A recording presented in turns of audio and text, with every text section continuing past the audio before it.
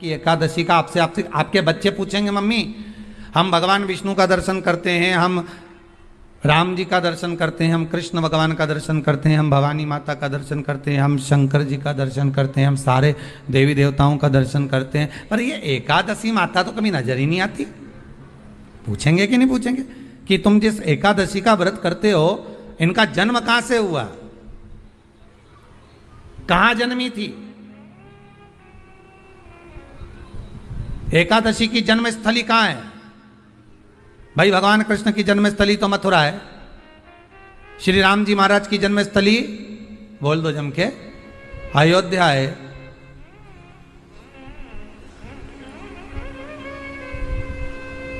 कोई आपसे पूछ ले कि एकादशी की जन्मस्थली कहां है तो आधे लोग तो बाल खुजाने में लग जाएंगे कि एकादशी आखिर पैदा कहां हुई थी, जन्म कहां लिया था, इसका जन्म हुआ कहां था, कहां जन्मी थी ये?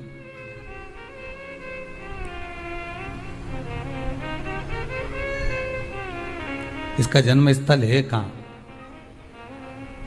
और अगर मान लो जन्म स्थल एकादशी का है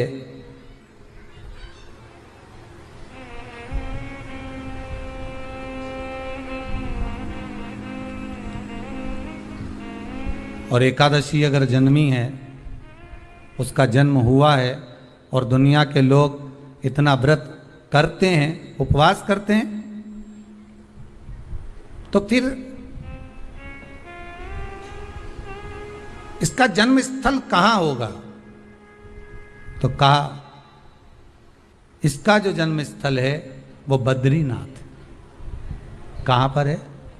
बद्रीनाथ। और उस बद्री विशाल में भी एक गुफा जिसका नाम है हेमवती। क्या नाम है? हेमवती। उस गुफा में एकादशी का जन्म स्थल है। बद्री विशाल में हेमवती गुफा जो 12 योजन अंदर प्रवेश करने जितनी है, 12 योजन की गुफा के अंदर, हेमवती के अंदर एकादशी का प्रागट्य हुआ था, एकादशी का जन्म हुआ था।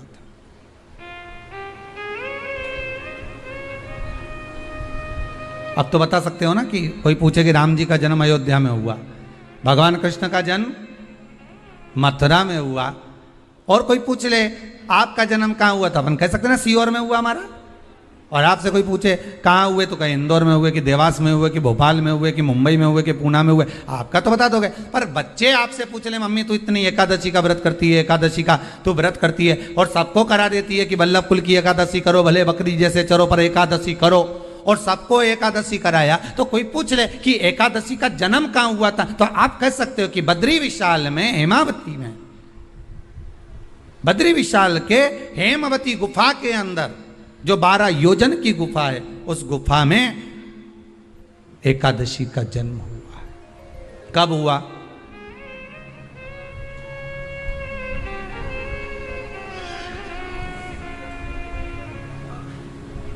जन्म होने का कारण, राम जी के जन्म होने का कारण था रावण का संहार। भगवान कृष्ण के जन्म होने का कारण था कंस का संहार। नरसिंह भगवान के जन्म होने का कारण, प्रकट होने का कारण था हिरण्यकशिपु का संहार। वराह भगवान के प्रकट होने का कारण था कि पृथ्वी को जल पर लाकर ठहराना, हिरण्याक्ष का संहार।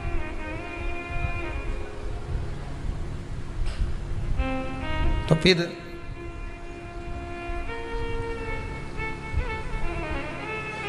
इसके जन्म का कारण क्या है? तो कहा इसके जन्म का केवल एक कारण है। सतयुग में, अब एक और बात का बहुत ध्यान दीजिएगा महाराज, सतयुग एक बार नहीं हुआ कि तुम सोचो कि सतयुग के बाद में द्वापर, त्रेता आ गया, त्रेता के बाद द्वापर आ गया, द्वापर के बाद कलयुग आ। एक सतयुग नहीं है, एक त्रेता नहीं है, एक द्वापर नहीं है, ना जाने कितने कितने सतयुग निकल गए, ना जाने कितने कितने द्वापर, त्रेता, कलयुग, ना जाने कितने निकल गए।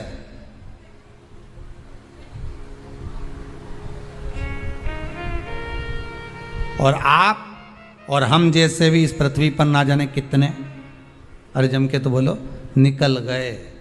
पृथ्वी वहीं की वहीं है, जिस मकान में रहते हो वो मकान भी वहीं की वहीं है। बस कभी कभी एकदम प्लाट हो जाता है, फिर उस पर वापस बन जाता है, फिर क्लीन, फिर बन गया, फिर क्लीन, फिर बन गया। ना जाने कितने कितने कितने कितने जन्म हम ले चुके हैं, और हमारे भी आगे का जन्म कितने जन्म होते रहेंगे। जमीन वहीं की वहीं रह जाएगी और अपन चले जाए, बस वो जगह वहीं रह गई। जो पहले परदादा जी की थी दादाजी को मिल गई, दादाजी की थी पिताजी को मिल गई, पिताजी की थी उनके बेटे को मिल गई, उनके बेटे से उनको बेटों को मिल गई। मिलते मिलते मिलते मिलते कब वो जमीन भी बिक गई समय की अवस्था में, फिर दूसरे की हो गई। और हम सोच कर रह गए कि ये हमारा है, हम इसके लिए लड़ाई करें, झगड़ा करें। हम केवल इस जमीन के लिए, जरा सी प्रॉपर्टी के लिए अदालत में खड़े, अपना समय बर्बाद कर दिए और जो पाना था वो छोड़ दिया।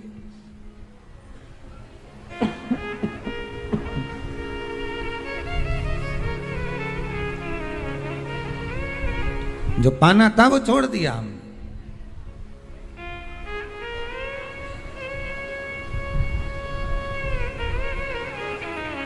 असली रजिस्ट्री तो ये शिव महापुराण की कथा है, जिसमें बैठकर आप 3 घंटा भगवान की भक्ति को जो धारण कर रहे हो, 3 घंटा जो भगवान की कथा को आप श्रवण कर रहे हो, 3 घंटा जो भगवान की भक्ति में आप डूबे हुए हो, 3 घंटा जो भगवत स्मरण में आप लगे हुए हो, बस यही असली रजिस्ट्री है, यही वहाँ काम आने वाली है। इसके सिवाय कुछ काम नहीं आएगा। धन दौलत माल खजाना सब पड़ा की पड़ा रह जाना,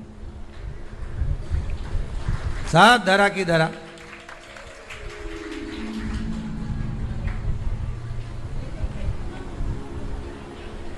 रह गया।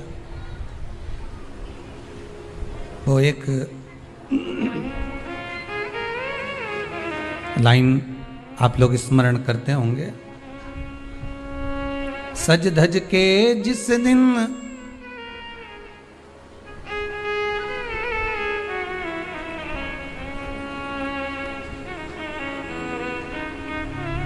सज धज के जिस दिन मौत की शहजादी आएगी, न सोना काम आएगा न चांदी आएगा। अलमारी में धरा की धरा रह जाएगा, लॉकर में पड़ा की पड़ा रह जाएगा। लॉकर में पड़ा की पड़ा है, अलमारी में धरा की धरा है। कपड़े भी सारे घड़ी बने की बने रखे, कपड़े भी धरे की धरे रह गए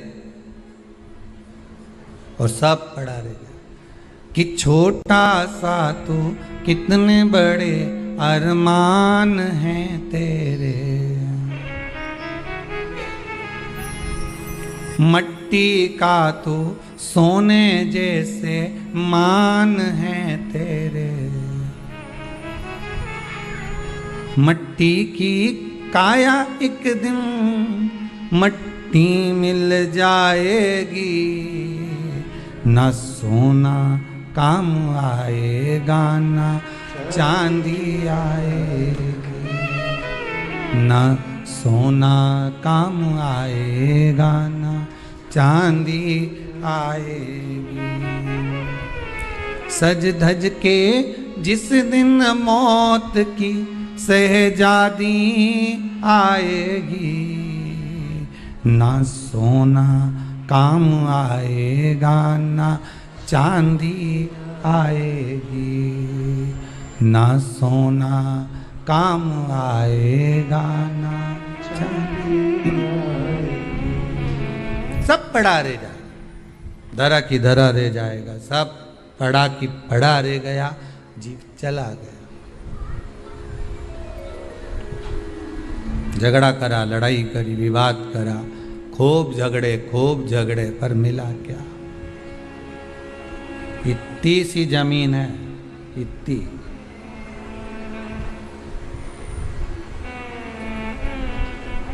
मिल भी गई, हो गया, मान लो तुमको मिल गई लड़ाई झगड़ा में। यहाँ तो शिव महापुराण की कथा कहती है कि माता पिता के आशीर्वाद से बड़ी दुनिया में कोई प्रॉपर्टी नहीं है। माता पिता के आशीर्वाद से बड़ी दुनिया में कोई दौलत नहीं है। कि जिस घर में माँ बाप की इज्जत नहीं होती, उस घर में देखना कभी बरकत नहीं होती। सही प्रॉपर्टी, सही जमीन, सही जायदाद, सही धन, सही दौलत, सही संपदा तो माता पिता का आशीर्वाद है।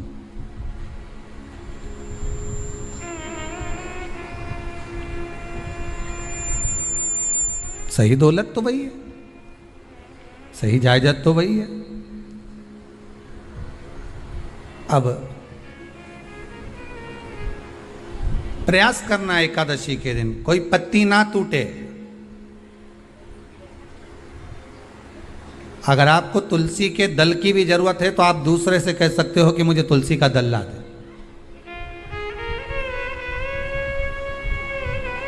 पर मेरे हाथ से मैं किसी को कष्ट ना दूं।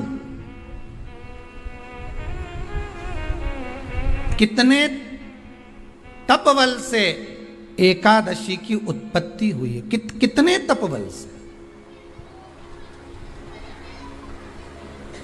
महाराज सतयुग एक नहीं आया, ना जाने कितने सतयुग आ गए। द्वापर एक नहीं आया, ना जाने कितने द्वापर। त्रेता एक नहीं, ना जाने कितने त्रेता। कलयुग ना जाने कितने हुए, और अपने जैसे भी ना जाने कितने। तो कभी कभी तुम अहंकार भी मत करना। अपने भीतर यह अभिमान नहीं आना चाहिए कि आपके बराबर कोई दान नहीं कर सकता। किसी के भीतर यह अहंकार ना आए कि हमारे बराबर कोई ये नहीं कर सकता, हमारे बराबर ये कोई बोल नहीं सकता, हमारे बराबर ये कोई होड़ नहीं कर सकता। नहीं नहीं, अहंकार को छोड़ दो।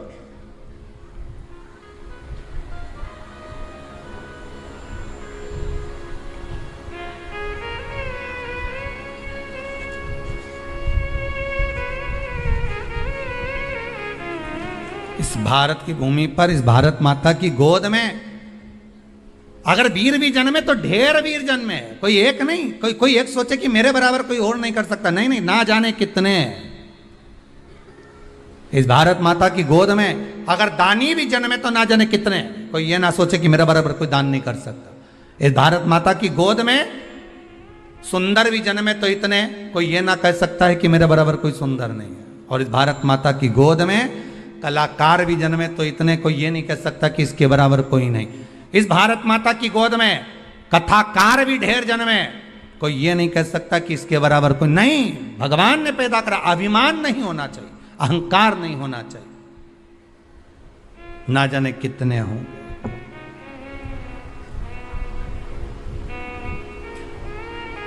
ना जाने कितने।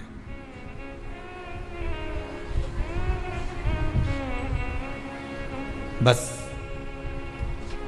हो सकता है सतयुग, त्रेता, द्वापर, कलयुग भी जो अनेक हुए हैं तो हम भी अनेक होंगे। हम भी ना जाने कितने होंगे। सतयुग की कथा है। सतयुग में एक नाड़जंग नाम का एक असुर हुआ। देखिए, एकादशी के जन्म की कथा शायद आपने जिंदगी में कभी सुनी ना सुनी जीवन में, पर इस जीवन में मनुष्य की देह प्राप्त कर कर अगर आप शंकर की शिव महापुराण की कथा सुन रहे हो तो एक एक संवाद को अपने जीवन में उतार कर रखना, जिससे कई माताएं कहती है गुरुजी पहले हम ये चीज नहीं जानते थे, पर आपसे श्रवण कर कर ही तो कुछ आने वाली पीढ़ी को हमको ज्ञान देना है। सियोर वाला महाराज तो 3 घंटा 2 बजे से 5 बजे तक आस्था चैनल पर, फेसबुक पर, यूट्यूब पर कथा बाज देगा। इसके बाद जवाबदारी आपकी है। कथा सुनने के बाद जवाबदारी आपकी है कि आपके बच्चों को शाम को भोजन कराते समय, आप रात्रि को अपनी बहन से बात करते समय, आप रात्रि को अपने रिश्तेदारों से बात करते समय उनसे भी प्रश्न कर सकते हो। क्यों आज तूने कथा सुनी थी? आज अपने एकादशी के जन्म की कथा सुनी कि एकादशी कब पैदा हुई, एकादशी का जन्म कब हुआ। कौन सी जगह पर जन्मी थी? अपने को मालूम था कि राम जी कहाँ जन्मे, अपने को मालूम था भगवान कृष्ण कहाँ जन्मे, अपने को मालूम था नरसिंह भगवान कहाँ जन्मे, पर अपने को एकादशी का जन्म कहाँ हुआ ये नहीं मालूम था। आप अपनी बहन से, अपने रिश्तेदारों से बात कर सकते हो। 3 घंटे की कथा तो आप यहां श्रवण कर लेते हो आस्था चैनल के माध्यम से, फेसबुक और यूट्यूब के माध्यम से। इसके बाद की जवाबदारी आपकी है कि इस कथा का प्रसाद आप किस किस को दे रहे हो। आप कथा का फोन लगाकर किस किस को बोल रहे हो कि 2 बजे से 5 बजे तक कथा आ रही है? सुनो, व्रत शिव महापुराण की कथा है। व्रत, उपवास जो अभी तक करते आए हैं उसी को सुन रहे हैं कि अब कैसे करना चाहिए। करते तो आए पर उसको करना कैसे? कहां जन्म ले लिया? तो कहा महाराज बद्रीनाथ। कब जन्मी एकादशी? एकादशी का जन्म कब हुआ? तो कहा एक नाड़ाजंग नाम का सुर था, राक्षस, जिसके पुत्र का नाम था मुर। क्या नाम है? मुर। मुरदैत्य। ये मुरदैत्य इतना विशालकाय था, इतना विशालकाय था, रहने वाला चंद्रावती नगर का था। कौन से नगर में रह रहा था? चंद्रावती नगर। बड़ा विशालकाय।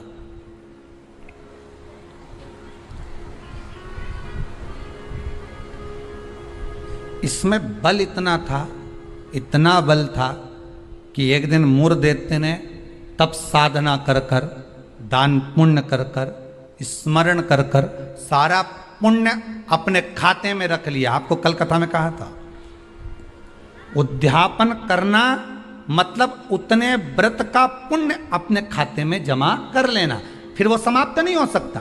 उस पर सील ठप्पा लग गया मतलब ये प्रॉपर्टी तुम्हारी हो गई।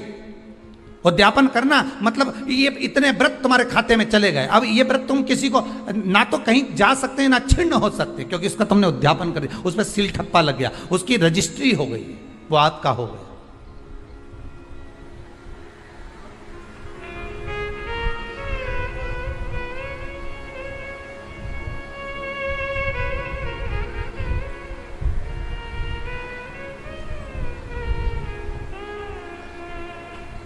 अब मुरदैत्य बड़ा उपद्री था, बड़ा उपद्री, इतना उपद्री, पर साथ में वो दान भी बहुत करता था, साथ में वो पुण्य भी बहुत करता था, सत्कर्म बहुत करता था। हाँ, पर ये सब कुछ करने के साथ में वो पाप भी बहुत करता था।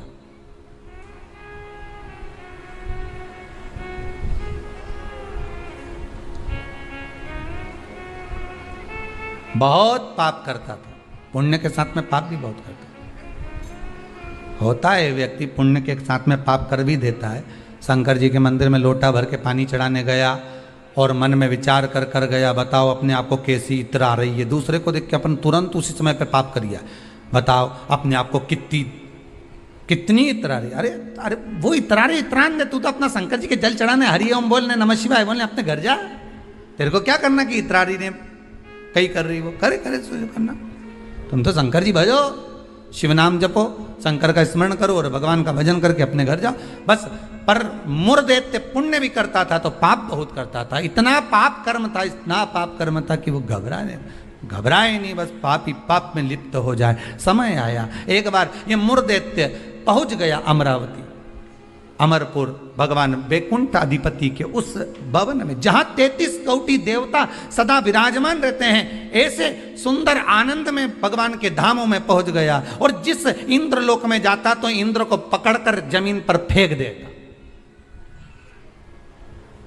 आप बहुत अच्छे से सुनिएगा महाराज। देवता ऊपर जब युद्ध करते थे और युद्ध के मैदान से नीचे गिरते थे तो मृत्यु लोक में नहीं आते थे। कहाँ नहीं आते थे?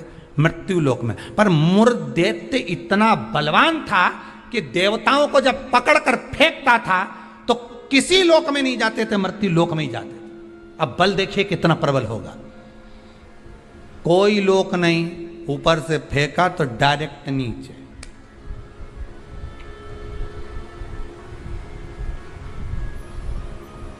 सीधे नीचे।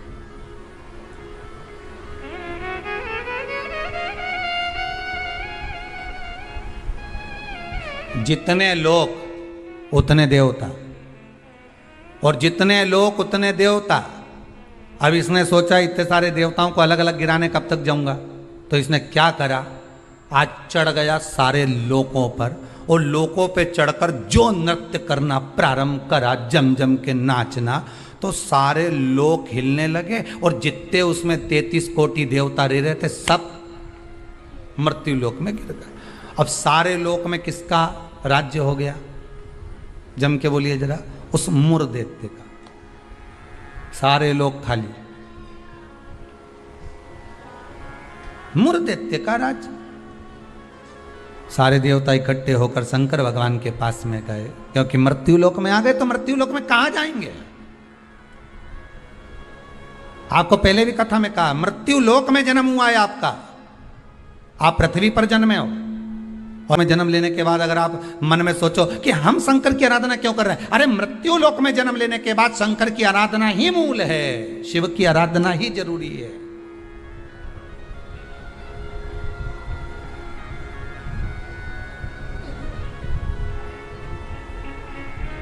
कहां जाएं, किससे कहें।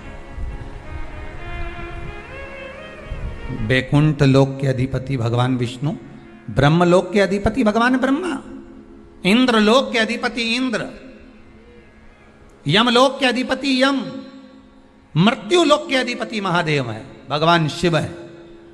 और अगर आप मृत्यु लोक में रह रहे हो, तो आपके जीवन में अगर दुख है, तकलीफ है, कष्ट है, रोग है, बीमारी है, तकलीफ में हो, तो शंकर की शरण में जाइए। सारे 33 कोटि देवताओं का चरित्र, एकादशी के जन्म की कथा कर रही है, पद्म पुराण की कथा कर रही है, स्कंद पुराण की कथा कर रही है, शंकर की पावन कथा कर रही है कि देवता जब मृत्यु लोक में आ गए, और मृत्यु लोक में आने के बाद उनको जब कष्ट हुआ, किसी देवता के पास नहीं गए, सबसे पहले शंकर जी के पास गए, क्योंकि जो करीब में होता है उसी को पुकारा जाता है। एक बहू पूना में रह रही है, और एक बहू तुम्हारे साथ में रह रही है, और तुम्हारा पेट दुखे या चक्कर आ रहे हैं तुमको, तो क्या पूना वाली को फोन लगा के बोलोगी बहुत चक्कर आ रहा है।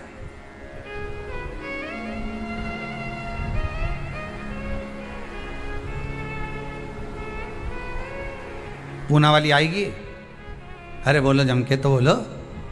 मुंबई वाली आएगी, भाई इंदौर वाली जो जहां रह रही है वो नहीं आएगी, और जो जिससे कहना था उससे तो कहा नहीं, जो पास में रह रही है, जरा सी देर में आवाज लगा देती, दरवाजा बड़ीक देती, घंटी बजा देती, चिल्ला कर बोल देती, फोन कर देती, आवाज लगा देती और कह देती बेटा जल्दी आप बहू दौड़ कर आ, दौड़ कर आ, दौड़ कर आ।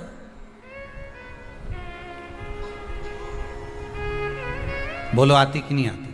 कितना भी झगड़ा हो, कितनी भी लड़ाई हो गई हो, तो भी किसी को तकलीफ में है तो ऐसी कोई बहू नहीं होती जो दौड़ कर ना आए। तकलीफ में होगी, भले कितना भी झगड़ा कराओ, कितनी भी लड़ाई करियो, कितना भी विवाद हो, दौड़ के आ गए।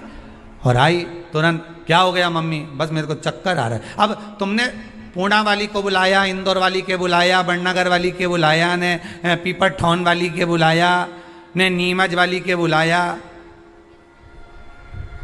सब क्या बुलाया तुमने, पर तुमने उसको नहीं बुलाया जो पास में थी।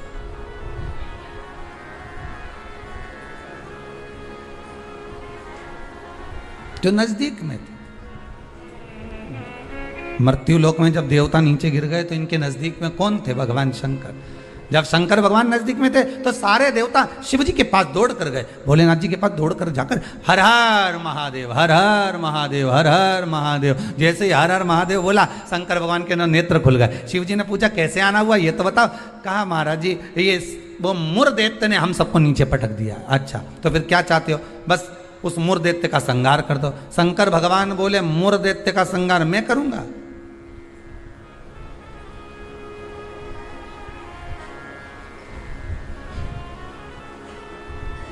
मैं नहीं कर सकता। क्यों?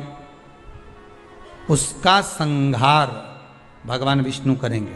उनसे जब कहो जाकर, तो भगवान विष्णु तो हमारे, हम 33 कोटि देवता नीचे नजर आ रहे, पर भगवान विष्णु कहीं नजर नहीं आ रहे। हमको तो लग गया ऊपर से पटका होगा तो वो नीचे चले गए होंगे। भगवान नहीं दिख रहे हमको, हमें नजर नहीं आ रहे, हम कहां ढूंढे उनको?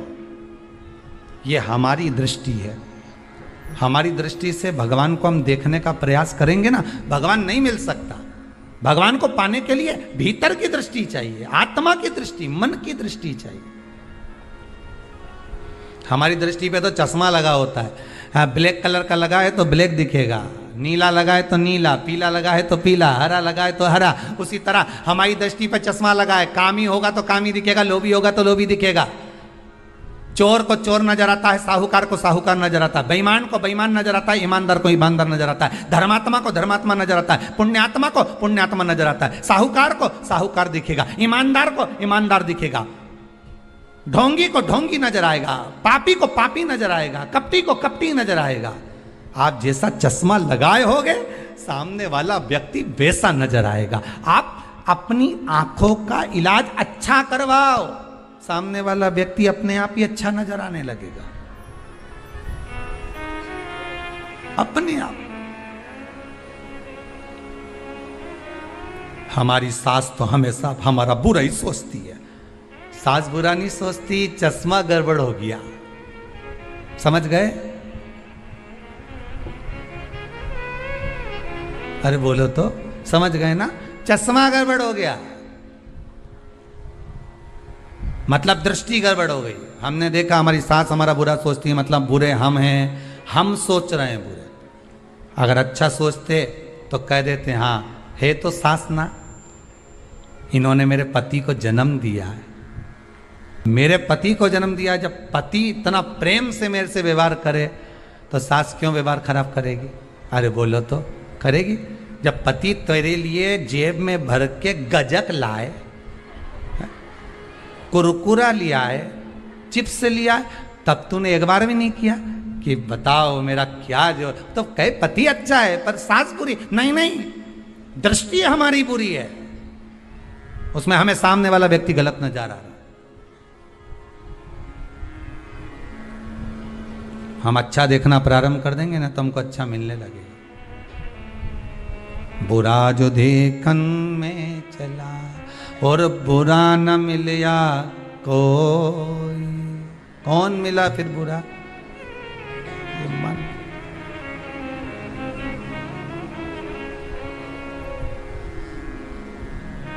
इस मन को बुरा कर।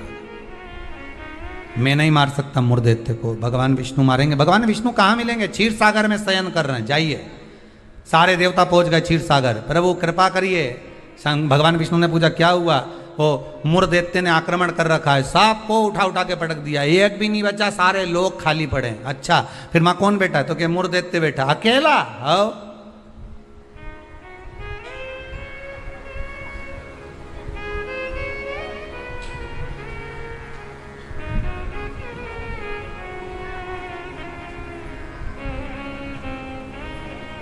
वो अकेला बैठा है। हाँ, भगवान विष्णु बोले आप चिंता मत करो, चलो चलो हमारे साथ। चंद्रावती नगर पर सारे 33 कोटि देवता आक्रमण कर दो। शंकर भगवान तो मुस्कुराने लगे। एक मुर्दैत्य के लिए 33 कोटि देवता अपना अपना लोक छोड़कर आ रहे हैं युद्ध करने के लिए। विचार करिएगा जरा। एक व्यक्ति की हस्ती मिटाने में, एक व्यक्ति की हस्ती मिटाने में ना जाने कितने लग जाते हैं नीचे गिराने में, ना जाने कितने।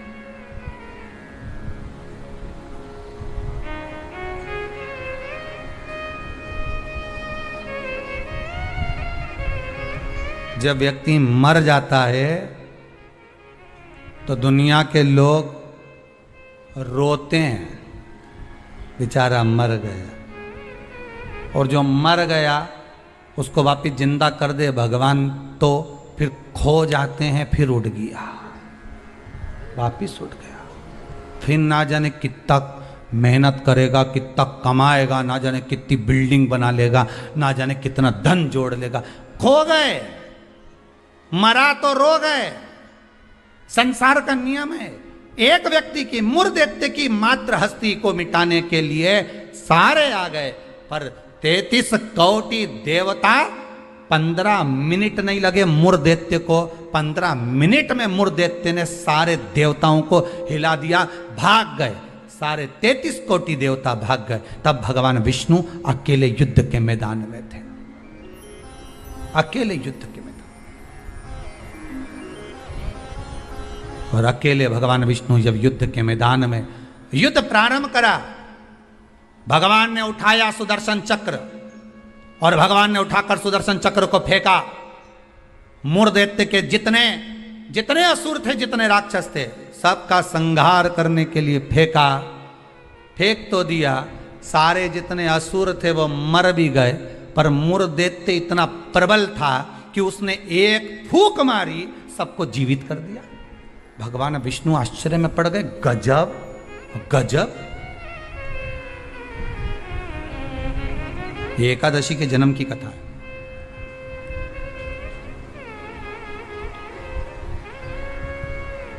गजब हो गया, इतने सारे मरे और एक क्षण में भगवान ने तो सुदर्शन फेंका ने, सब घूम के गया ने, सबके मार के आया।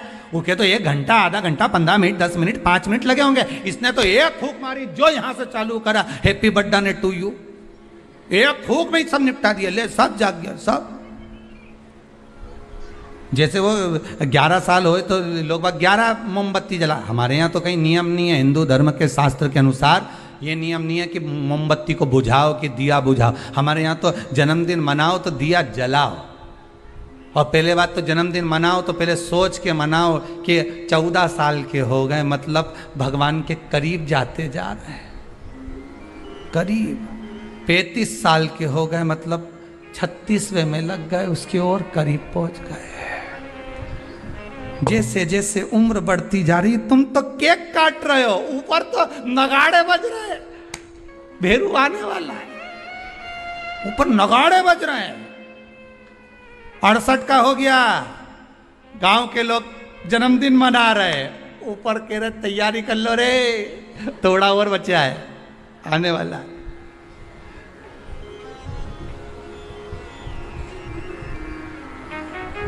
कई लोग पूछते हैं तो गुरुजी क्या हम जन्मदिन नहीं मनाए? हमने कहा मनाओ। तो आप तो ऐसा बोलते हो। हमने कहा जन्मदिन मनाना मतलब हम तो समझ जाते हैं कि ये जन्मदिन इसलिए मना रहे हो क्योंकि तुम्हें खुशी है भगवान के पास जाने की, इसलिए मना रहे हो कि अब हम भगवान के और करीब हो गए, हम और करीब हो गए, हम और करीब हो गए। अरे जन्मदिन आता जाए तो विचार करते जाओ कितने साल निकल गए। ना राम नाम लीनो ओ तूने भरी जवानी में, तो डूब के मर जा रे चुल्लू भर पानी में। अरे काय जन्मदिन मनाओ तो विचार करिए कि हमारा जन्मदिन हम क्यों मना रहे हैं, किस लिए मना रहे हैं, कहाँ जा रहा है, हमारा समय निकले चले जा रहा है। ना राम गाए, ना कृष्ण गाए, ना शंकर का स्मरण करा, यूं ही गवा दिया। और बच्चा कुचा था तो जन्मदिन आदि रात को मेन रोड पे गाड़ी को खड़ा करके बोनट पे केक रख के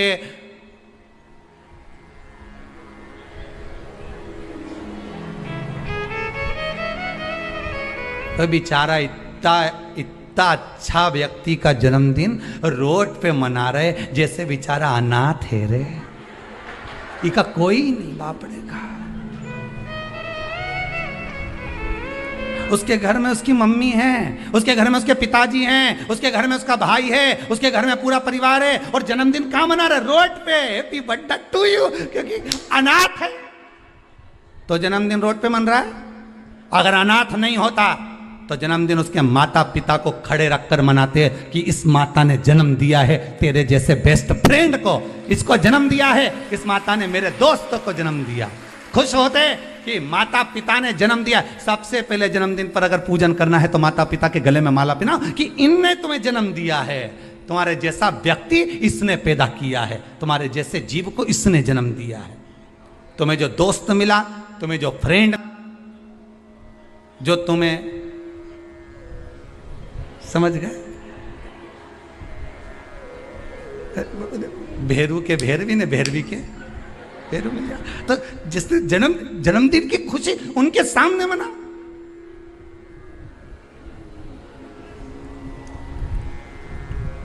चले गए रोड पे, गाड़ी खड़ी कर ली, केक काट लिया, आधी रात को बम फटाका फोड़ लिया, बस।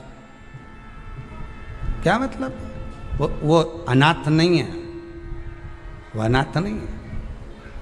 उसके सिर पर उसके माता पिता का हाथ।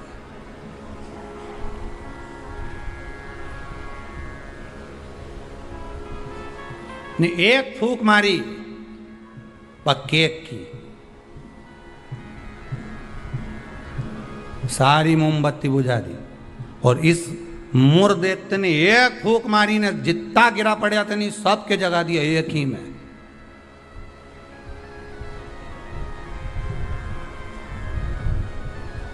मेरे को तो लगे वो कहीं कहीं का बाबा जोगी और नहीं हो, नहीं जिसके यहाँ झाड़ा लगवाने लोग जाएं, एक फूंक मार दो उठी क्या। तो ये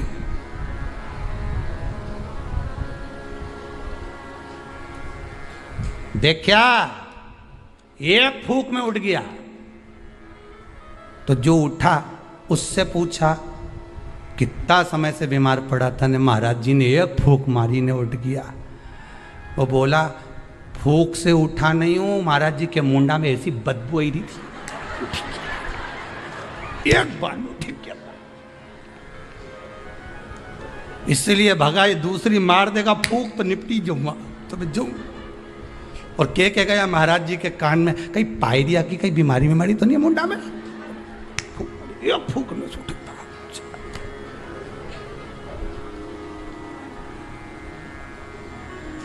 अब अभी महाराज जी ने उसको मारी थी, अब महाराज जी खुद के मार के देखो,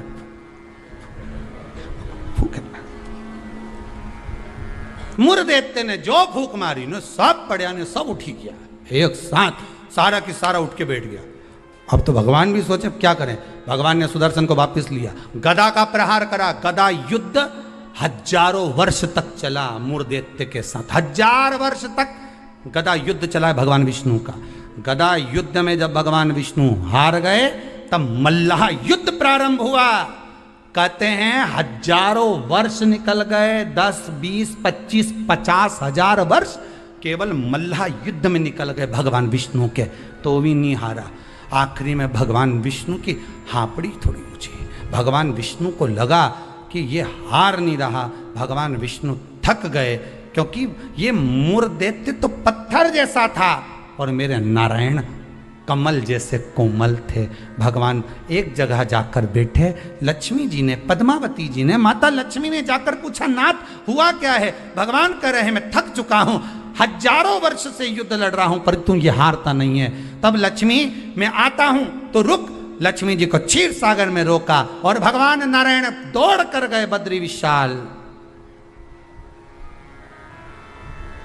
हेमवती गुफा में प्रवेश कर गए। 12 योजन की उस गुफा में मेरे भगवान प्रवेश कर गए। जाकर मेरे नारायण सो गए, क्योंकि इतने थक चुके थे।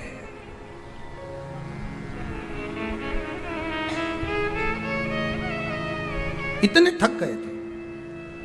और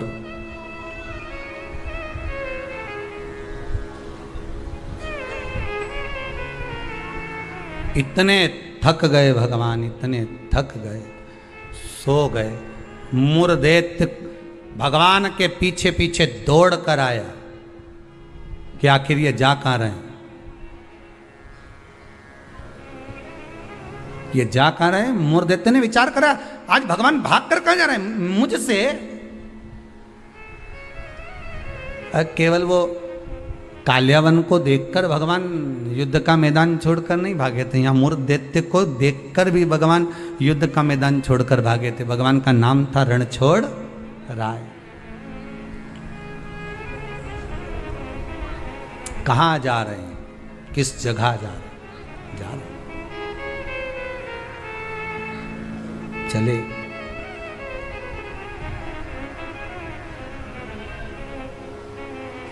गुफा में मुर्देत्य ढूंढते ढूंढते उस हेमवती गुफा के अंदर प्रवेश करने लगा।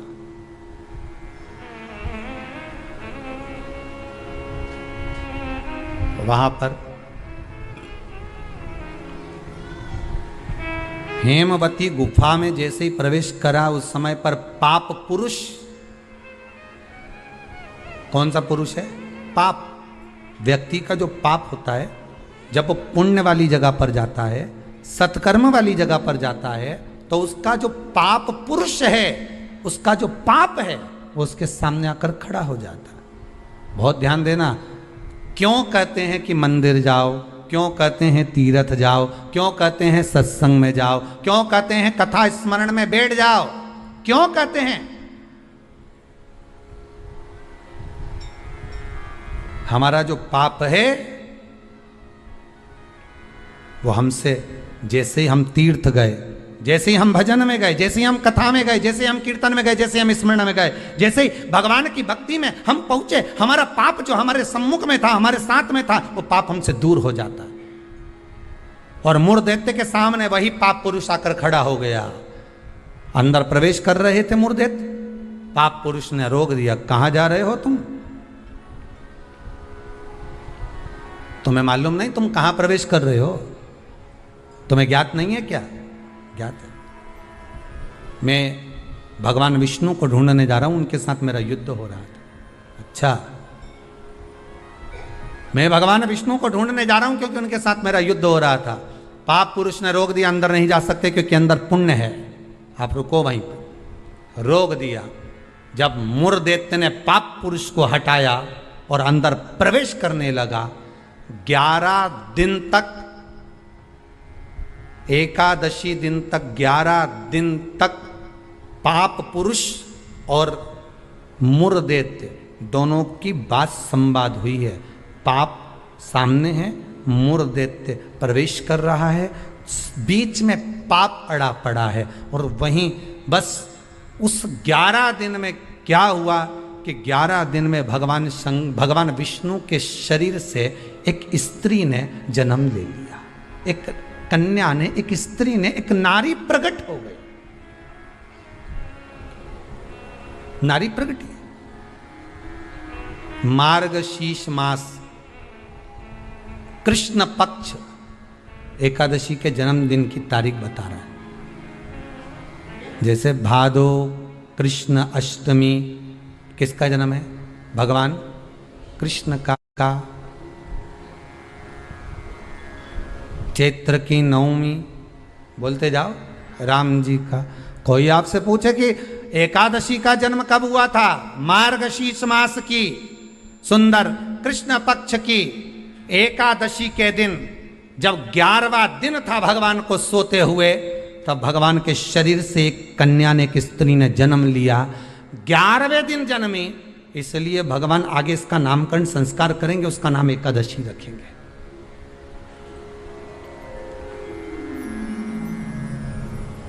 इसी को कहते उत्पत्ति एकादशी, उत्पन्ना एकादशी। प्रकट हो गए। पाप पुरुष ने देखा कि कोई कन्या आ रही, बड़ी सुंदर है, बड़ी सरल, बड़ी अच्छी दिख रही है। और पाप पुरुष ने देखा इतनी सुंदर कन्या, इतना सुंदर उसका स्वरूप।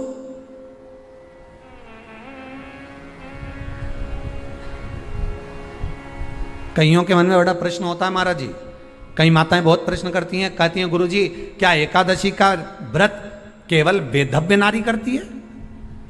क्या एकादशी का व्रत केवल संत करते हैं, साधु करते हैं? नहीं नहीं, एकादशी का व्रत तो जन्म लिया बच्चे से लेकर मृत्यु के घाट पर पड़ा हुआ व्यक्ति भी एकादशी का व्रत कर सकता है।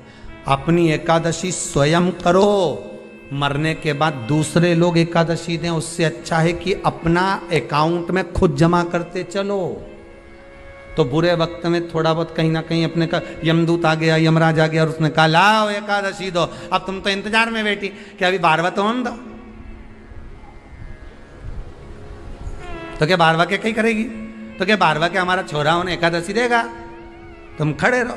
अब वो 10 दिन तक तो इंतजार करा। गरुड़ पुराण में लिखा है, जीवात्मा के जब प्राण छूटते हैं, किसी के प्राण छूटे, प्राण छूटने के 10 दिन तक जीवात्मा घर की अटारी पर रहती है। अब 10 दिन के बाद तो जाएगी। अब तुम तो कह रही अभी रुक जाओ रे, अभी अभी कहाँ जा रहे हो, अभी एकादशी मेरे को मिलेगी, महाराज छोरा देगा, बहू देगी, बड़ी बहू देगी, छोरा देगा, पोता देगा, पोती देगी, नाती देगा, पंती देगा। और पंडित जी जब बैठे संकल्प दिलाया, बोलो तुम्हारे दादाजी के कितनी एकादशी दोगा, तो क्या हमने 5 दी, कोई के हम 14 दी, कोई के हम 10 दी, कोई के हम 3 दी, कोई के हम 2 दे दिए। तो कहीं दादाजी कहीं भिखारी था? ये दादाजी की कथा नहीं, अपनी कथा। अपन क्या भिखारी है जो दूसरे की एकादशी लेकर जाएंगे?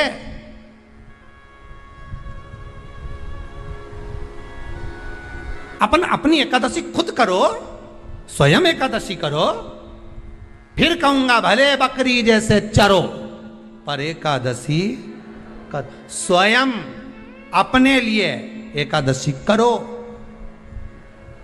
जिस समय पर जाएं तो इंतजार नहीं करना पड़े कि रुक जाए, बार बार तो होने दे, अभी एकादशी पंडित जी संकल्प छुड़ाएगा ना जब मिले, नहीं हम तो अब भी ले के जाए, तो क्या ले चल, मैंने तो खूब करी, पूरा साल की एकादशी करी, तुझे क्या ही मालूम रही है महाराज, चल चल मुझे ले चल। और एकादशी की मृत्यु दीजे द्वादशी को दान, और वृंदावन की लकड़ी दीजे दीजे दोनों हाथ, मारा द्वारिकारा नाथ, मारा 4 भुजारा नाथ, द्वारकारा नाथ मारा 4 भुजारा नाथ। जो जो मांगो दीजो मरने, दीजो भर भर हाथ, मारा द्वारिकारा ओ द्वारकारा नाथ, मारा 4 भुजारा नाथ, द्वार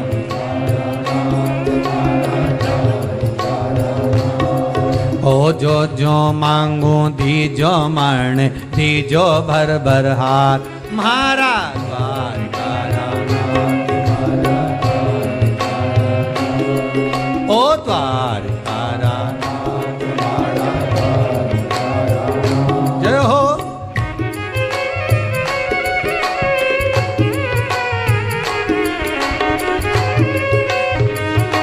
बड़े भाव से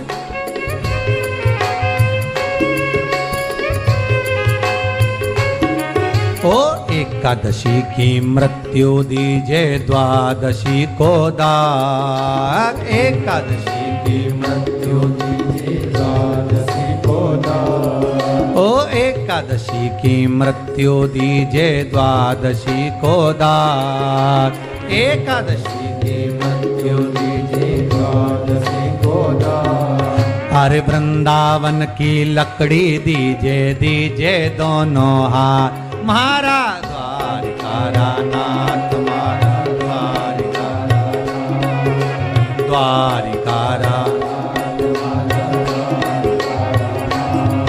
ओ जो जो मांगो दीजो मरने, दीजो भर भर हाथ, मारा द्वारिकारा नाथ, ओ द्वार जय हो।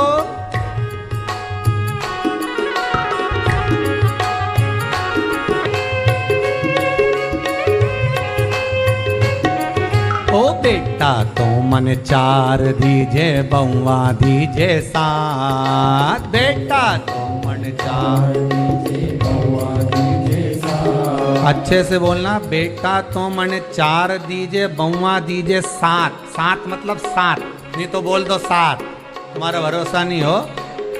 ओ बेटा तो मन 4 दीजे, बउआ दीजे 7, बेटा तो मन 4 दीजे, बउआ दीजे 7। अरे पोता तो मन ऐसो दीजे, दीजे फूल गुलाब, मारा द्वारिकारा नाथ, मारा द्वारिकारा नाथ, द्वारिकारा नाथ, मारा द्वारिकारा नाथ। ओ जो जो मांगो दीजो मरने, दीजो भर भर हाथ, मारा द्वारिकारा नाथ, मारा द्वारिकारा नाथ, द्वारिकारा नाथ, मारा द्वारिकारा नाथ।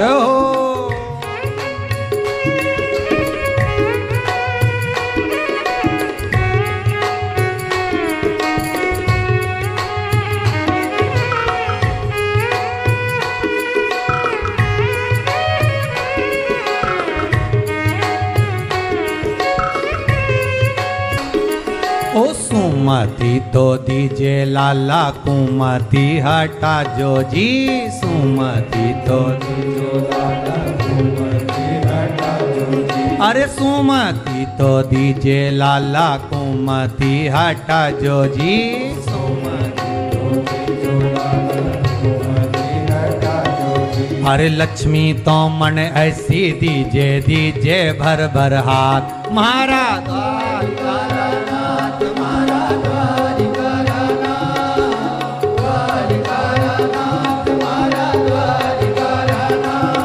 ओ जो मांगो दीजो मन दीजो भर भर हाथ, मारा द्वारिकानाथ, मारा द्वारिकानाथ। ओ द्वारिकानाथ, मारा द्वारिकानाथ, ओ द्वारिकानाथ।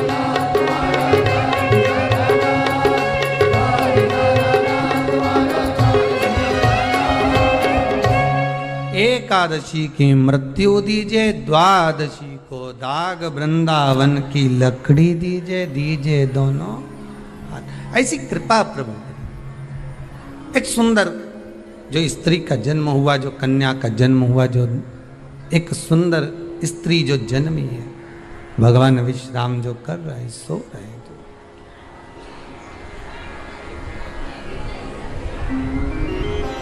प्रकट हो गई। एकादशी का जन्म मार्गशीर्ष मास कृष्ण पक्ष एकादशी उत्पन्ना, उत्पत्ति एकादशी प्रकट हुई। पाप पुरुष एकादशी को देखा, भाग गया। कितना सुंदर व्याख्यान वर्णन है, जरा ध्यान दीजिएगा कि मात्र एकादशी का दर्शन ही पाप पुरुष ने करा और वो भी भाग गया। घर में अगर कोई एक व्यक्ति एकादशी का व्रत करता है तो उसके घर में पाप प्रवेश नहीं करता। ये देखिए कितना सुंदर व्याख्यान।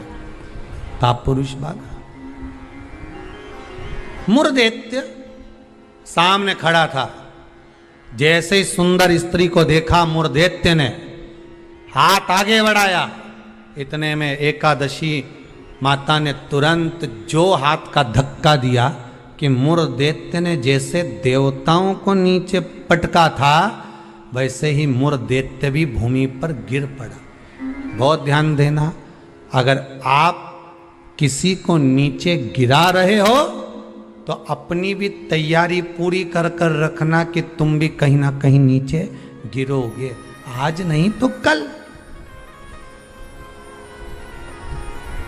आप किसी के लिए खड्डा खोद रहे हो, तैयारी कर रखना, एक दिन आपके लिए भी तैयारी होता है। घर में एक बूढ़े पिताजी रहते थे, तो पत्नी ने कहा तुम्हारे पिताजी बहुत खांसते हैं, बच्चों को पढ़ने में तकलीफ होती है, एक काम करो इनको माली के कमरे में ठहरा दो, चौकीदार वाले, चौकीदार के कमरे में पिताजी को। हाँ, फिर रोटी वोटी भोजन वोजन क्या करेंगे, मैं यहाँ से सब भेज दूंगी, तुम चिंता मत करो। पिताजी को चौकीदार के कमरे में ठहराओ, एक घंटी लगा दो, पिताजी घंटी बजाएंगे, मैं यहाँ से सामान भेज दूंगी। ठीक है। पिताजी से बेटे ने कहा पापा, बाबूजी आप पीछे के कमरे में ठहर जाओगे क्या चौकीदार वाले? हाँ बेटा, मुझे तो सोना है, कहीं पर भी सो जाऊं, उसमें क्या दिक्कत। हाथ जोड़ के पिताजी आपसे हाथ जोड़ता हूं, आप इस मकान में अंदर कभी मत आना, आप बाहर रहो। ठीक है बेटा, अगर आप बोल रहे हो तो मुझे कोई दिक्कत नहीं है। ठीक है, एक घंटी लगा देता हूं, बजा देना, पानी ले आएगी बहू, भोजन ले आएगी, नाश्ता ले आएगी, चाय ले आएगी। ठीक है। घंटी लगा दी, पिताजी घंटी बजाते, बहू सामान भेज देती। एक दिन पिताजी ने घंटी नहीं बजाई, बेटे ने कसम दी थी अंदर मत आना मकान। बेटा शाम को आया, पत्नी से पूछा क्यों, पिताजी को चाय भोजन नाश्ता वगैरह दिया? पिताजी ने घंटी नहीं बजाई, हो सकता उनके पास रखा होगा। बेटा शाम के समय पिता के कक्ष में जाकर देखता है पिता पलंग से जमीन पर पड़े हुए थे। पूछा, जल का छींटा दिया, बेहोशी में पिता थे, उठे, क्या हो गया पिताजी? पिताजी बोले प्यास लगी। पानी नहीं पिया क्या आपने? भोजन नहीं किया? नहीं, मैंने खूब घंटी बजाई पर कोई सामान लेकर नहीं आया। बेटे ने घंटी बजा कर देखी तो घंटी नहीं बज रही थी। पिताजी घंटी तो बज नहीं रही है। पिताजी बोले मुझे लगता है घंटी के तार को ऊंदरा ने कतर दिया होगा, चूहे ने कतर दिया होगा, इसलिए घंटी नहीं बज रही होगी। बहू का दोष नहीं है बेटा। बेटा बाप को पानी पिलाता, इतने में बाप चला गया, मर गया, प्राण छूट गए, अंतिम संस्कार हो गया। 10 दिन पूर्ण हो गए, सफाई होने लगी। घर में 2 बच्चे थे छोटे छोटे। जब माँ सफाई कर रही थी तो घर के दोनों बच्चे ने, एक ने तार को घड़ी बनाया, जेब में रखा, एक ने घंटी को अपनी जेब में रखा। माँ ने पूछ लिया क्या कर रहे हो? बच्चे चिल्ला कर दौड़े, घंटी जेब में रख रहे हैं। क्यों? जैसे आपने दादाजी के लिए घंटी लगाई थी, आपकी बहू आपके लिए लगाएगी, उसकी तैयारी कर रहे हैं। ये उसकी तैयारी है। जैसा करोगे वैसा भरोगे। किसी के ऊपर उंगली उठाओगे, ये बाकी की उंगलियां आपकी साइड जाएगी, एक दिन आप पर भी उंगली उठाई जाएगी।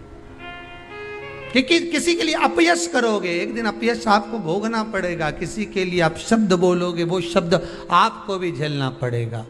किसी के लिए बुरा करोगे, बुरा आपको भी झेलना पड़ेगा। मत बुरे कर्म कर बंदे, वरना पछताएगा। भगवान की आंखों से तू बच नहीं पाएगा, तू बच नहीं पाएगा। कब तक बचोगे? किसी कपटी के साथ कपट करोगे ना, चल जाएगा, पर किसी भोले के साथ, सीधे के साथ, जिसने आपके साथ पूर्ण विश्वास करा, उसके साथ अगर कपट कर गए तो जिंदगी नरक जैसी जाएगी, नरक से भी। भोला है कोई घर में, आपके परिवार में कोई सीधा है, भोला है, बहुत सरल है, किसी के बीच में नहीं बोलता, उसके साथ अगर आप कपट करोगे तो आपको रोना तो बहुत पड़ेगा साहब, बिलकना तो पड़ेगा, बहुत। अब एकादशी ने धक्का दिया, नीचे गिर गया। कहते हैं 1 वर्ष लग गया था उस मूर दैत्य को उठने में, जो धक्का एकादशी ने मारा था। कई एकादशी ऐसी रे, एक धक्का जो मारे नहीं तो अच्छा निपटी जाए। पाप, कपट, छल, बेईमानी, प्रपंच, ये तो उठे ही नहीं दादा एकादशी के दिन। ये सब दुबक के बैठ जाए, आज एकादशी है, आपने बोलना ही नहीं। ऐसे हर एकादशी पे एकादशी आ जाए तो तुम काय बोले उससे?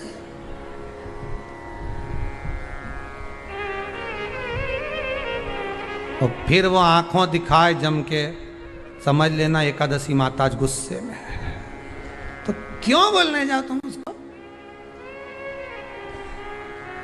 जो धक्का दिया उठा ही नहीं, उठा फिर आया झगड़ा करने के लिए। एकादशी ने जो पछाड़ा, कहते हैं सिर के इतने टुकड़े हो गए थे कि बीनना भी मुश्किल थे मुर्दैत्य के। प्राण छूट गए। पाप पुरुष सामने आकर खड़ा हो गया। फिर आया। एकादशी ने तो केवल अपने केश का एक भाग हवा में उड़ाया, इतने में तो पाप पुरुष भागा, भगवान के पास जाकर उठाया। उठो उठो प्रभु, बहुत देर सो लिया, उठ जाओ जरा जल्दी उठ जाओ। भगवान बोले तू कौन है? मैं पाप पुरुष, पाप हूं मैं, तो तूने मुझे क्यों जगाया? ये एकादशी तो मुझे परेशान करके रखी है। घर घर में लोग एकादशी करे और मुझे प्रवेश नहीं करने दे। अब तुम बताओ क्या करूं? भगवान ने कहा चिंता, अन्न के अंदर जाकर बैठ जा। एकादशी के दिन जो अन्न खाएगा, बस पाप पुरुष उसी में प्रवेश कर जाएगा। पाप पुरुष उसी में प्रवेश करेगा, तू अन्न के अंदर जाकर बैठ जा। ठीक है,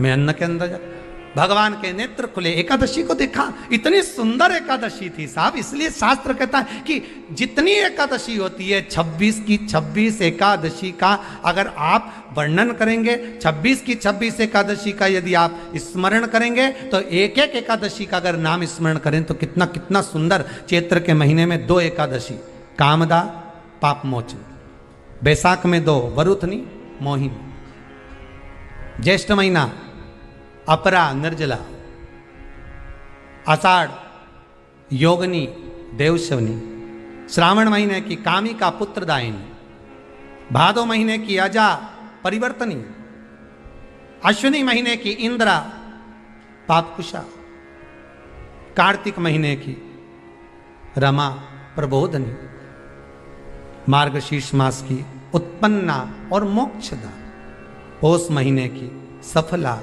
और पुत्रदा, माघ महीने की परतिला और जया, फागुन महीने की विजया और आमल की एकादशी, अधिक मास की पद्मनी और परमा। कितने सुंदर नाम है। अब इस नाम से पहचान करो, निर्जला, कितनी सुंदर नाम। अब नाम इतना सुंदर है तो एकादशी कितनी सुंदर होगी। अब एकादशी इतनी सुंदर होगी तो जिस दिन तुम व्रत करोगी एकादशी का, तो तुम कितनी सुंदर होगी। मतलब भगवान कितने प्रेम से स्वीकारेगा कि इसका हृदय कितना सुंदर है। ऊपर की सुंदरता मत देखो साहब, व्रत करने से भीतर की सुंदरता। अब पहले कथा में कहा कि क्रीम की चमक 15 दिन रहती है, अच्छे कर्म की चमक जिंदगी भर रहती है। कर्म की चमक देखना है हमें, क्रीम की नहीं।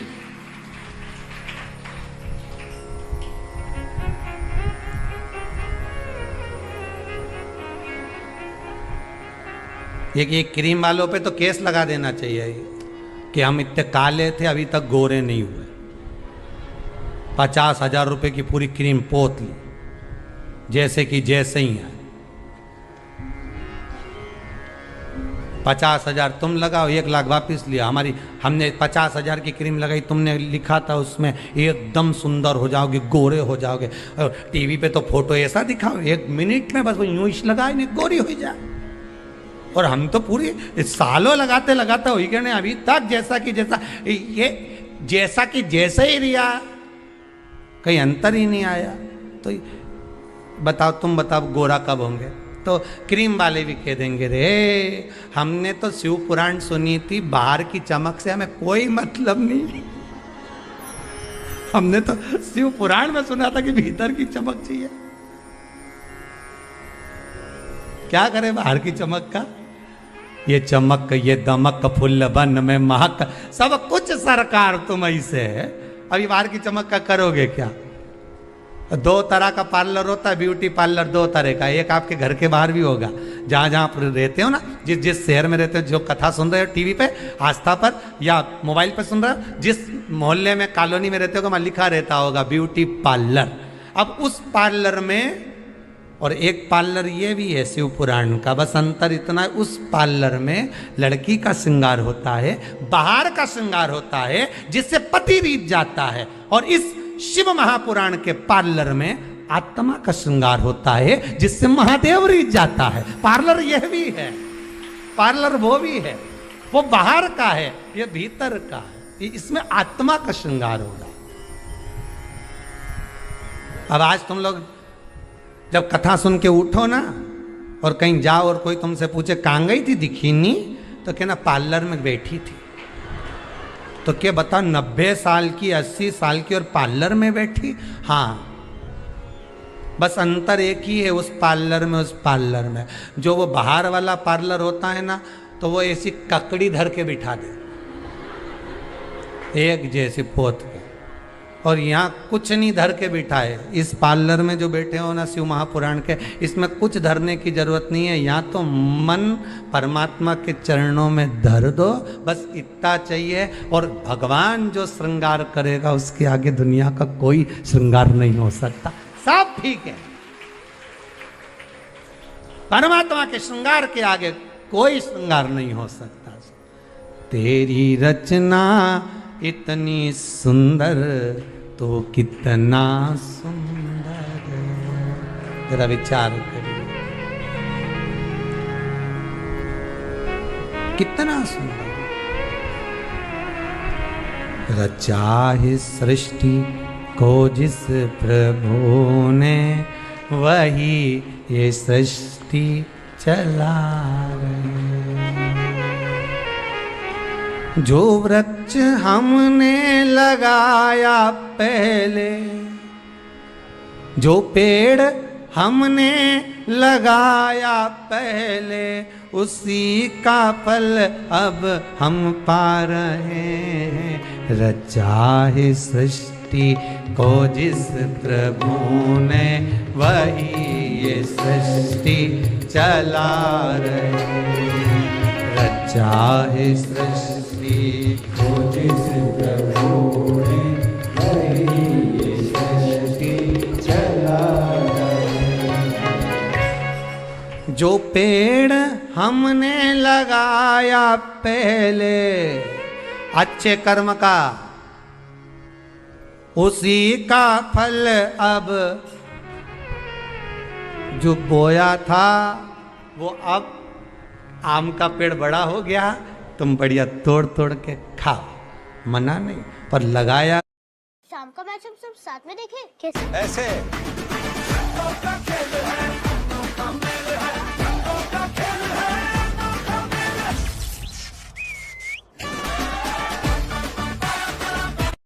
था तो खा रहे हो है? और जिसने बमूल का लगाया तो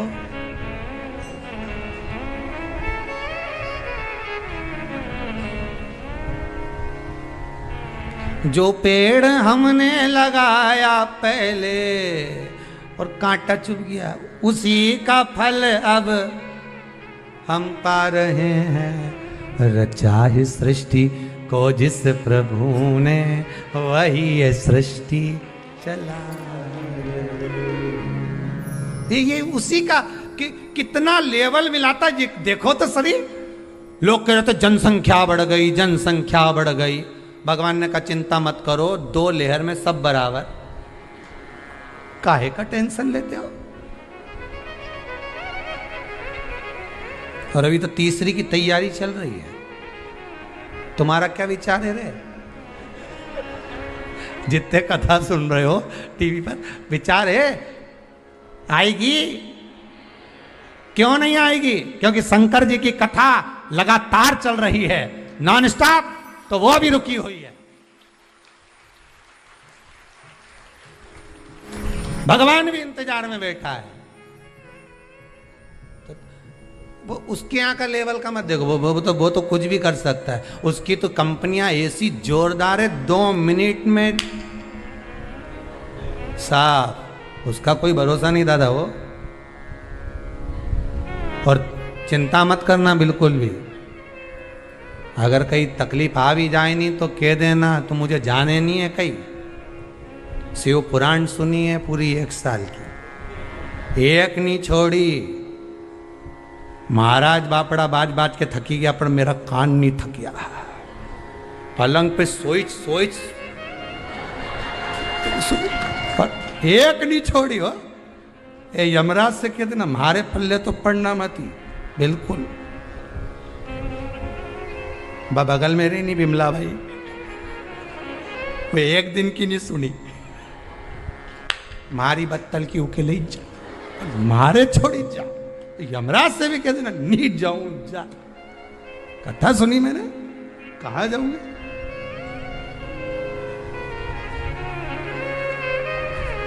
अब कहां जाए? जो पछाड़ा, एकादशी ने जो पछाड़ा और मुर दैत्य मरा। मुर दैत्य तो मर गया, समाप्त हो गया। वो जो 11वें दिन जन्मी थी, उसने हाथ जोड़कर निवेदन करा नारायण से। नारायण ने पूछा, तुम कौन हो? इतनी सुंदर हो तुम, इतनी सुंदर कौन हो तुम? आखिर कौन हो तुम, इतनी सुंदर कौन हो? कहा, महाराज भगवान विष्णु से कह रही है मैं आपके शरीर से प्रकट हुई हूं। 11 दिन तक आप विश्राम करें, आपका हृदय, आपका चित्त, आपकी वृत्ति से मैं प्रगटी हूं। भगवान ने कहा तू 11वें दिन जन्मी है, मैं तुझे एकादशी नाम देता हूं। मांग तुझे क्या चाहिए, मांग ले तुझे क्या चाहिए, क्योंकि तूने मुर दैत्य को मारा है जो कोई देवता नहीं मार पाए। बोल तुझे क्या। सारे देवता जहां हार गए थे वहां तू प्रकट होकर तूने संहार किया। मांग तुझे क्या चाहिए। एकादशी ने भगवान विष्णु से कहा नाथ प्रभु वर दे दो, मृत्यु लोक में जो मनुष्य मेरा व्रत करेगा, चाहे जलचर, थलचर, वायुचर या सांसारिक मनुष्य, मेरा अगर एकादशी का व्रत करेगा प्रभु, उसके यहाँ धन धान्य वैभव सुख संपदा बढ़ेगी और उस जीवात्मा को नरक नहीं भोगना पड़ेगा, सीधे वैकुंठ का उसको वास मिलेगा। जब जीव आत्मा को लेकर चला जाएगा, यम के दूत जब बंदी बनाकर ले जा रहे होंगे उस जीवात्मा को जिसके प्राण छूटे होंगे, यम के दूत जब बंदी बनाकर ले जा रहे होंगे, तब मुझे वर दो कि मैं इसका हाथ पकड़कर बेतरनी से पार उतार कर सारे नरकों से निकालती हुई आपके धाम में लेकर आऊं। भगवान ने वर दे दिया, तथास्तु। हे एकादशी सुनो, मृत्यु लोक का मनुष्य अन्न का त्याग कर कर, क्योंकि अन्न में एकादशी के दिन पाप पुरुष रहता है, अन्न का त्याग कर कर एकादशी के दिन जो मनुष्य तुम्हारा व्रत धारण करेगा, उस व्रत को करेगा और उस व्रत को धारण करेगा, उसकी मनोकामना पूर्ण होकर वो मेरे ही धाम को जाएगा। ये तो हुआ एकादशी के जन्म की कथा। तो अब तुमसे कोई पूछे तो बता देना एकादशी का जन्म कहाँ हुआ था, एकादशी का जन्म किस गुफा में हुआ था, एकादशी का जन्म कौन से महीने में हुआ था, एकादशी का जन्म कौन सी एकादशी को हुआ था। ये सब वर्णन आज की कथा में अपन ने श्रवण करा। एकादशी का बहुत सारा चरित्र रह गया है। एकादशी के 18 नियम है। कितने नियम है? 18। उसमें से 2 नियम बताए थे आपको पत्ती टूटने तक का। कितने रहेगा भैया? 16 नियम कल की कथा में लेंगे। चतुर्थी की कथा भी रह गई, वो भी कल की कथा में लेकर आगे प्रवेश करेंगे। आज की कथा को यहीं विराम की ओर लेते हैं। बड़े भाव से, आनंद से, बहुत सुंदर व्रत शिव महापुराण की कथा चल रही है। आपके जीवन को सार्थक करे। सबको प्रसाद के रूप में बांटो, घर घर फोन कर दो, सारे घरों में फोन लगा दो, मैसेज कर दो या कथा की लिंक भेज दो कि ये कथा आ रही है व्रत शिव महापुराण की, सुने बिगर मत रहना। मालूम पड़ेगा कि हम इतने साल से एकादशी कर रहे हैं, उसका जन्म कब हुआ है, क्यों आई वो, किसको मारा उसने, क्या कारण था कि अन्न नहीं खाते। ये सारा चरित्र सुनते सुनते कल कथा में और प्रवेश करेंगे। 16 नियम रह गए हैं, 18 में से 2 वर्णन करें। 16 नियमों को और आगे सुनेंगे और उसको सुनते हुए चतुर्थी के व्रत का क्या विधान है उसमें प्रवेश करेंगे कि चतुर्थी के व्रत में जो आखा दाना रखा जाता है उसका महत्व क्या होता है। चतुर्थी के व्रत में जो कलश में पानी भरा जाता है उसका महत्व क्या होता है। चतुर्थी के व्रत में क्यों चूरमा बनाया जाता है, उसका नियम क्या होता है। तो उसका सारा व्याख्यान कल की कथा में लेंगे। आज की कथा को यहाँ विराम देते हैं। हर हर महादेव, हर हर महादेव, हर हर महादेव। और एकादशी अगर जन्मी है, उसका जन्म हुआ है और दुनिया के लोग इतना व्रत करते हैं, उपवास करते हैं, तो फिर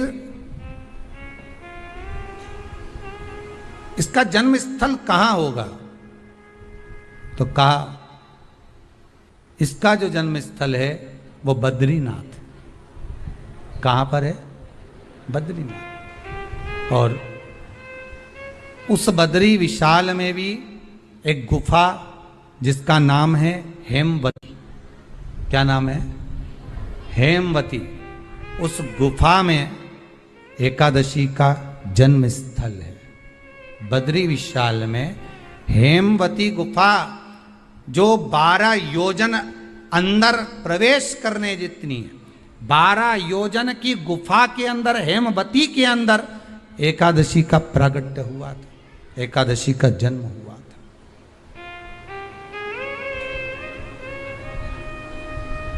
अब तो बता सकते हो ना कि कोई पूछे कि राम जी का जन्म अयोध्या में हुआ, भगवान कृष्ण का जन्म मथुरा में हुआ, और कोई पूछ ले आपका जन्म कहाँ हुआ था, अपन कह सकते ना सीहोर में हुआ हमारा। और आपसे कोई पूछे कहाँ हुए तो कहीं इंदौर में हुए, कि देवास में हुए, कि भोपाल में हुए, कि मुंबई में हुए, कि पूना में हुए, आपका तो बता दोगे। पर बच्चे आपसे पूछ ले मम्मी तू इतनी एकादशी का व्रत करती है, एकादशी का तू व्रत करती है, और सबको करा देती है कि वल्लभ कुल की एकादशी करो, भले बकरी जैसे चरो पर एकादशी करो, और सबको एकादशी कराया, तो कोई पूछ ले कि एकादशी का जन्म कहाँ हुआ था, तो आप कह सकते हो कि बद्री विशाल में, हेमावती में, बद्री विशाल के हेमवती गुफा के अंदर जो 12 योजन की गुफा है, उस गुफा में एकादशी का जन्म हुआ। कब हुआ?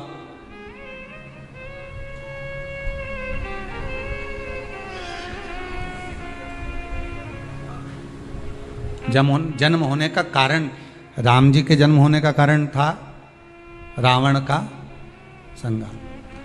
भगवान कृष्ण के जन्म होने का कारण था कंस का संहार।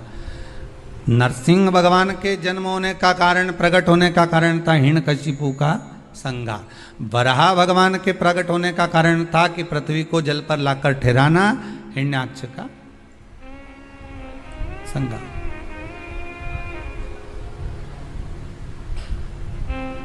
तो फिर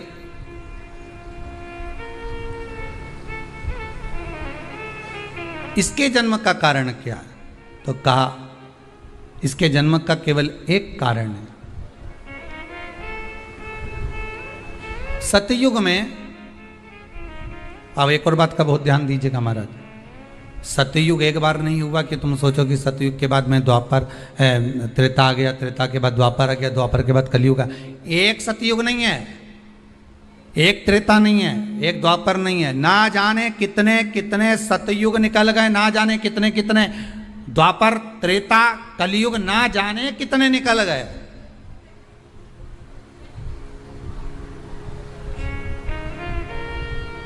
और आप और हम जैसे भी इस पृथ्वी पर ना जाने कितने, अरे जम के तो बोलो, निकल गए। पृथ्वी वहीं की वहीं है, जिस मकान में रहते हो वो मकान भी वहीं की वहीं है, बस कभी कभी एकदम प्लाट हो जाता है, फिर उस पर वापस बन जाता है, फिर क्लीन, फिर बन गया, फिर क्लीन, फिर बन गया। ना जाने कितने कितने कितने कितने जन्म हम ले चुके हैं, और हमारे भी आगे का जन्म कितने जन्म होते रहेंगे। जमीन वहीं की वहीं रह जाएगी और अपन चले जाए, बस वो जगह वहीं रह गई। जो पहले परदादा जी की थी, दादाजी को मिल गई, दादाजी की थी, पिताजी को मिल गई, पिताजी की थी, उनके बेटे को मिल गई, उनके बेटे से उनको बेटों को मिल गई।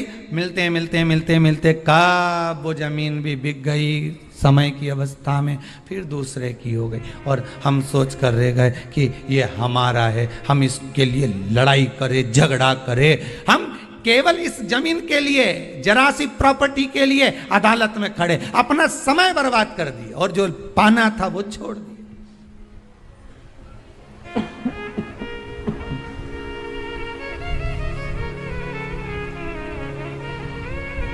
जो पाना था वो छोड़ दिया हमने।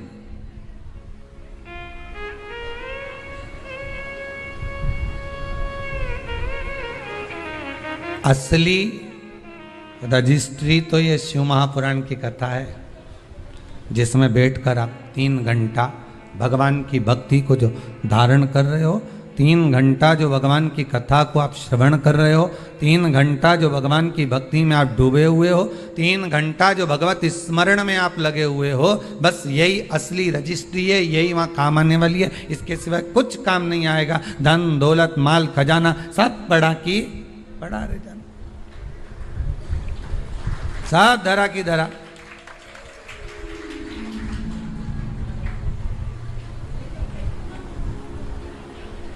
रह गया। वो एक लाइन आप लोग स्मरण करते होंगे।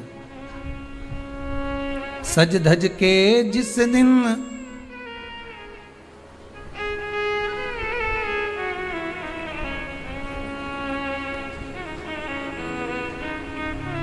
सज धज के जिस दिन मौत की शहजादी आएगी, न सोना काम आएगा न चांदी आएगा। अलमारी में धरा की धरा रह जाएगा,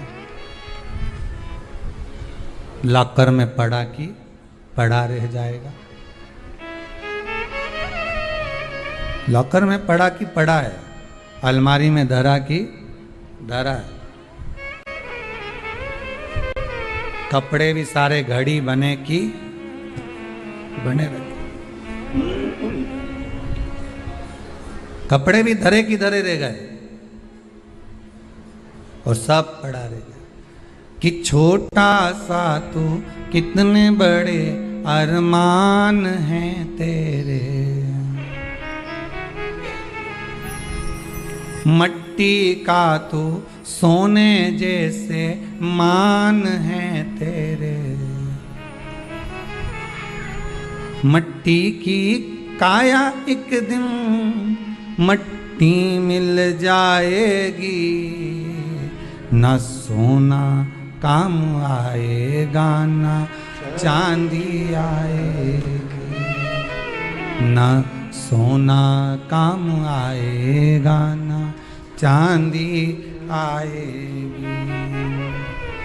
सज धज के जिस दिन मौत की शहजादी आएगी, ना सोना काम आएगा ना चांदी आएगी, ना सोना काम आएगा ना चांदी आएगी। सब पड़ा रह जाएगा, धरा की धरा रह जाएगा, सब पड़ा की पड़ा रह गया, जीव चला गया। झगड़ा करा, लड़ाई करी, विवाद करा, खूब झगड़े पर मिला क्या? इतनी सी जमीन है, इतनी।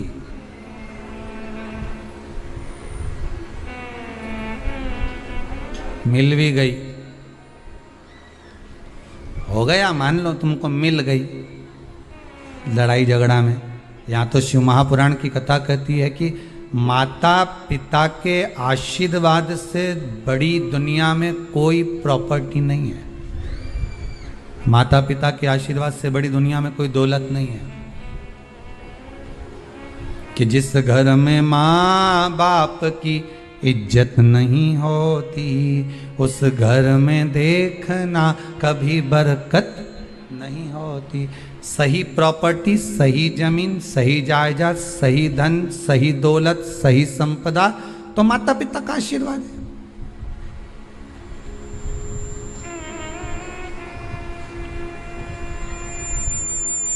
सही दौलत तो वही है, सही जायदाद तो वही है। अब प्रयास करना एकादशी के दिन कोई पत्ती ना टूटे। अगर आपको तुलसी के दल की भी जरूरत है तो आप दूसरे से कह सकते हो कि मुझे तुलसी का दल ला दे।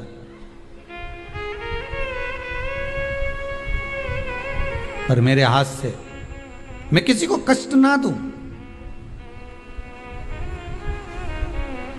कितने तपबल से एकादशी की उत्पत्ति हुई है, कितने तपबल से।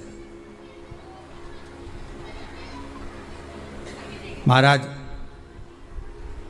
सतयुग एक नहीं आया, ना जाने कितने सतयुग आ गए। द्वापर एक नहीं आया, ना जाने कितने द्वापर। त्रेता एक नहीं, ना जाने कितने त्रेता। कलयुग ना जाने कितने हुए, और अपने जैसे भी ना जाने कितने। तो कभी कभी तुम अहंकार भी मत करना। अपने भीतर यह अभिमान नहीं आना चाहिए कि आपके बराबर कोई दान नहीं कर सकता। किसी के भीतर ये अहंकार ना आए कि हमारे बराबर कोई ये नहीं कर सकता, हमारे बराबर ये कोई बोल नहीं सकता, हमारे बराबर ये कोई होड़ नहीं कर सकता। नहीं नहीं, अहंकार को छोड़ दो।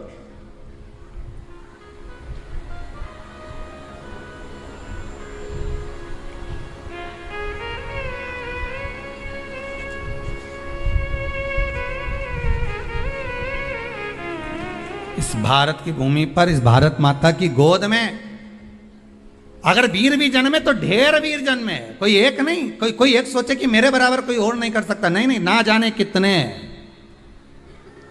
इस भारत माता की गोद में अगर दानी भी जन्मे तो ना जाने कितने। कोई ये ना सोचे कि मेरे बराबर कोई दान नहीं कर सकता। इस भारत माता की गोद में सुंदर भी जन्मे तो इतने। कोई ये ना कह सकता है कि मेरे बराबर कोई सुंदर नहीं है। और इस भारत माता की गोद में कलाकार भी जन्मे तो इतने। कोई ये नहीं कह सकता कि इसके बराबर कोई नहीं। इस भारत माता की गोद में कथाकार भी ढेर जन्मे, कोई ये नहीं कह सकता कि इसके बराबर कोई नहीं। भगवान ने पैदा करा। अभिमान नहीं होना चाहिए, अहंकार नहीं होना चाहिए। ना जाने कितने हों।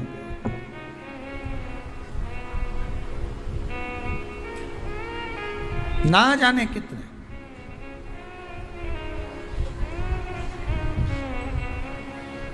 बस हो सकता है सतयुग, त्रेता, द्वापर, कलयुग भी जो अनेक हुए हैं तो हम भी अनेक होंगे। हम भी ना जाने कितने होंगे। सतयुग की कथा है। सतयुग में एक नाड़जंग नाम का एक असुर हुआ। देखिए, एकादशी के जन्म की कथा शायद आपने जिंदगी में कभी सुनी ना सुनी जीवन में, पर इस जीवन में मनुष्य की देह प्राप्त कर कर अगर आप शंकर की शिव महापुराण की कथा सुन रहे हो तो एक एक संवाद को अपने जीवन में उतार कर रखना, जिससे कई माताएं कहती है गुरुजी पहले हम ये चीज नहीं जानते थे पर आपसे श्रवण कर कर ही तो कुछ। आने वाली पीढ़ी को हमको ज्ञान देना है। सियोर वाला महाराज तो 3 घंटा 2 बजे से 5 बजे तक आस्था चैनल पर, फेसबुक पर, यूट्यूब पर कथा बाज देगा। इसके बाद जवाबदारी आपकी है। कथा सुनने के बाद जवाबदारी आपकी है कि आपके बच्चों को शाम को भोजन कराते समय, आप रात्रि को अपनी बहन से बात करते समय, आप रात्रि को अपने रिश्तेदारों से बात करते समय उनसे भी प्रश्न कर सकते हो। क्यों आज तूने कथा सुनी थी? आज अपने एकादशी के जन्म की कथा सुनी कि एकादशी कब पैदा हुई, एकादशी का जन्म कब हुआ, कौन सी जगह पर जन्मी थी। अपने को मालूम था कि राम जी कहां जन्मे, अपने को मालूम था भगवान कृष्ण कहां जन्मे, अपने को मालूम था नरसिंह भगवान कहां जन्मे, पर अपने को एकादशी का जन्म कहां हुआ यह नहीं मालूम था। आप अपनी बहन से, अपने रिश्तेदारों से बात कर सकते हो। 3 घंटे की कथा तो आप यहां श्रवण कर लेते हो आस्था चैनल के माध्यम से, फेसबुक और यूट्यूब के माध्यम से। इसके बाद की जवाबदारी आपकी है कि इस कथा का प्रसाद आप किस किस को दे रहे हो। आप कथा का फोन लगाकर किस किस को बोल रहे हो कि 2 बजे से 5 बजे तक कथा आ रही है। सुनो, व्रत शिव महापुराण की कथा है। व्रत उपवास जो अभी तक करते आए हैं उसी को सुन रहे हैं कि अब कैसे करना चाहिए। करते तो आए पर उसको करना कैसे। कहां जन्म ले लिया तो कहा महाराज बद्रीनाथ। कब जन्मी एकादशी? एकादशी का जन्म कब हुआ तो कहा एक नाड़ाजंग नाम का सुर था, राक्षस, जिसके पुत्र का नाम था मुर। क्या नाम है? मुर। मुरदैत्य। ये मुरदैत्य इतना विशाल काय था, इतना विशाल काय था, रहने वाला चंद्रावती नगर का था। कौन से नगर में रह रहा था? चंद्रावती नगर। बड़ा विशाल काय।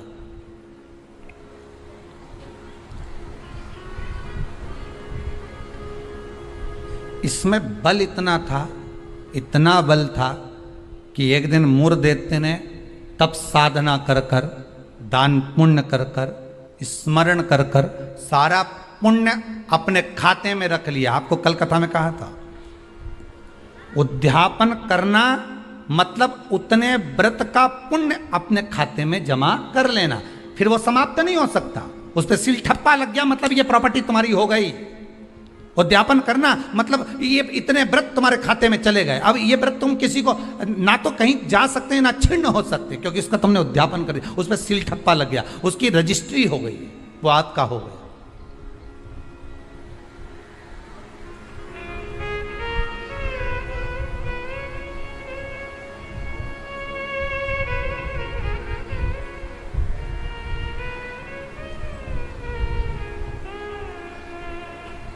अब मुरदैत्य बड़ा उपद्री था, बड़ा उपद्री, इतना उपद्री, पर साथ में वो दान भी बहुत करता था, साथ में वो पुण्य भी बहुत करता था, सत्कर्म बहुत करता था।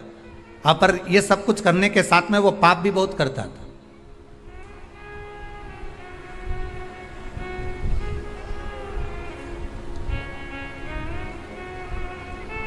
बहुत पाप करता था, पुण्य के साथ में पाप भी बहुत करता था। होता है व्यक्ति पुण्य के साथ में पाप कर भी देता है।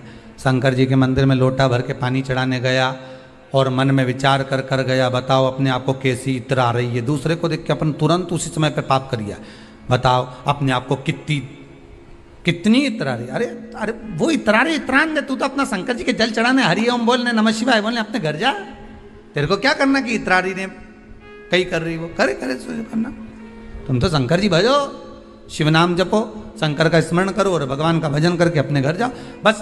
पर मुरदैत्य पुण्य भी करता था तो पाप बहुत करता था। इतना पाप कर्म था कि वो घबराए नहीं, बस पाप ही पाप में लिप्त हो जाए। समय आया, एक बार ये मुरदैत्य पहुंच गया अमरावती, अमरपुर, भगवान वैकुंठ अधिपति के उस भवन में जहां 33 कोटि देवता सदा विराजमान रहते हैं। ऐसे सुंदर आनंद में भगवान के धामों में पहुंच गया और जिस इंद्रलोक में जाता तो इंद्र को पकड़कर जमीन पर फेंक देता। आप बहुत अच्छे से सुनिएगा महाराज, देवता ऊपर जब युद्ध करते थे और युद्ध के मैदान से नीचे गिरते थे तो मृत्यु लोक में नहीं आते थे। कहाँ नहीं आते थे? मृत्यु लोक में। पर मुरदैत्य इतना बलवान था कि देवताओं को जब पकड़कर फेंकता था तो किसी लोक में नहीं जाते थे, मृत्यु लोक में ही जाते थे। अब बल देखिए कितना प्रबल होगा। कोई लोक नहीं, ऊपर से फेंका तो डायरेक्ट नीचे।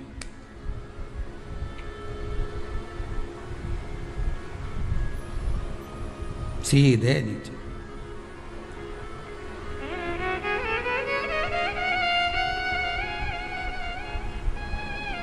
जितने लोक उतने देवता, और जितने लोक उतने देवता। अब इसने सोचा इतने सारे देवताओं को अलग अलग गिराने कब तक जाऊंगा, तो इसने क्या करा, आज चढ़ गया सारे लोकों पर और लोकों पे चढ़कर जो नृत्य करना प्रारंभ करा, जम जम के नाचना, तो सारे लोक हिलने लगे और जितने उसमें 33 कोटि देवता रह रहे थे सब मृत्यु लोक में गिर गए। अब सारे लोक में किसका राज्य हो गया? जम के बोलिए जरा, उस मुरदैत्य का। सारे लोग खाली, मुरदैत्य का राज्य। सारे देवता इकट्ठे होकर शंकर भगवान के पास में गए, क्योंकि मृत्यु लोक में आ गए तो मृत्यु लोक में कहां जाएंगे। आपको पहले भी कथा में कहा, मृत्यु लोक में जन्म हुआ है आपका, आप पृथ्वी पर जन्मे हो। और में जन्म लेने के बाद अगर आप मन में सोचो कि हम शंकर की आराधना क्यों कर रहे हैं, अरे मृत्यु लोक में जन्म लेने के बाद शंकर की आराधना ही मूल है, शिव की आराधना ही जरूरी है।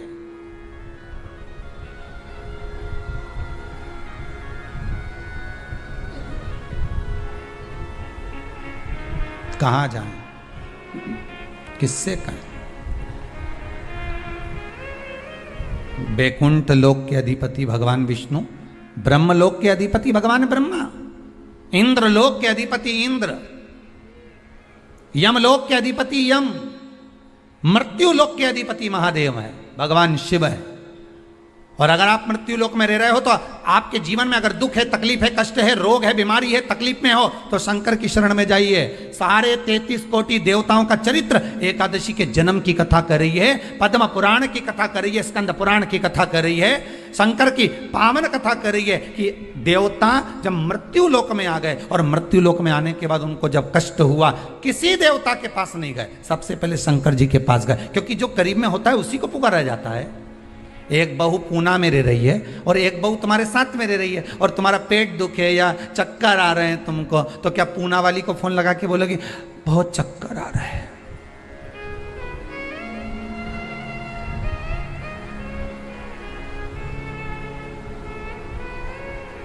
पूना वाली आएगी?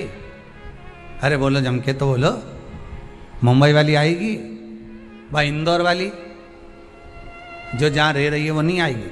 और जो जिससे कहना था उससे तो कहा नहीं, जो पास में रह रही है जरा सी देर में आवाज लगा देती, दरवाजा बड़क देती, घंटी बजा देती, चिल्ला कर बोल देती, फोन कर देती, आवाज लगा देती और कह देती बेटा जल्दी आप बहू दौड़ कर आ, दौड़ कर आ, दौड़ कर आ।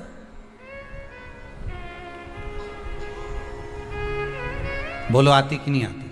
कितना भी झगड़ा हो, कितनी भी लड़ाई हो गई हो, तो भी किसी को तकलीफ में है तो ऐसी कोई बहू नहीं होती जो दौड़ कर ना आए। तकलीफ में होगी, भले कितना भी झगड़ा कराओ, कितनी भी लड़ाई करियो, कितना भी विवाद हो, दौड़ के आ गए और आई तुरंत। क्या हो गया मम्मी? बस मेरे को चक्कर आ रहा है। अब तुमने पूना वाली को बुलाया, इंदौर वाली के बुलाया, बड़नगर वाली के बुलाया, ने पीपर ठौन वाली के बुलाया, ने नीमच वाली के बुलाया,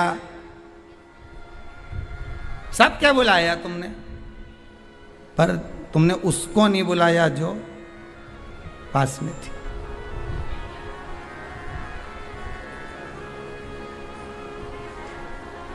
जो नजदीक में थी। मृत्यु लोक में जब देवता नीचे गिर गए तो इनके नजदीक में कौन थे? भगवान शंकर। जब शंकर भगवान नजदीक में थे तो सारे देवता शिव जी के पास दौड़ कर गए, भोलेनाथ जी के पास दौड़ कर जाकर हर हर महादेव, हर हर महादेव, हर हर महादेव। जैसे ही हर हर महादेव बोला, शंकर भगवान के नेत्र खुल गए। शिव जी ने पूछा कैसे आना हुआ ये तो बताओ। कहा महाराज जी ये वो मुर दैत्य ने हम सबको नीचे पटक दिया। अच्छा तो फिर क्या चाहते हो? बस उस मुर दैत्य का संहार कर दो। शंकर भगवान बोले मुर दैत्य का संहार मैं करूंगा?